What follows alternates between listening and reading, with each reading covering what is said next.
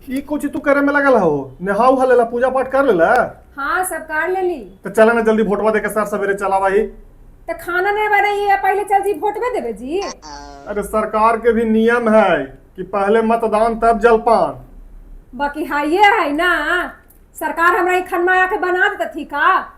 लइकन के सबके हम छोड़ के ऐसी भूखे पेटे चल जिए। आ जाम तो आधा घंटा में तो हम नायाम बिना 4 घंटा का देखा वोट पड़ा है, लाइन में लगा दे थी और वही रौदा में हम खड़ी रहम। यहाँ भूखे पेटे गिर उड़ गली तो फिर का होगा, तब पहले खा लेबो ओकर बाद जेबो। अरे वहाँ खाए के भी व्यवस्था एगो पार्टी के तरफ से हो। उनके का हमनी के वोट बदे वाला है जी न ना। उनका ना दे वाला ही हो। ओए गे मैया त कैसे खाबी जी। अरे कह देवी उनका कि तोरे वोटवा देलियो है, जैसे सबके बुड़बक बनावा थी हमनियो जैसा बुड़बक बना दे। कौन दिक्कत है? सही कही थे, लाइक मनु को ले चलियो का। हाँ लइक वालों के ले चला, उधर से खा पी के चले भैया। का कर पहले से न कहता है हम ई बेकारे अब न कर रही है। चला पहले हम वोट दे तभी ओकर बादे हम आ लाइक मनु के कटवा साथ। ले रही है। हां हां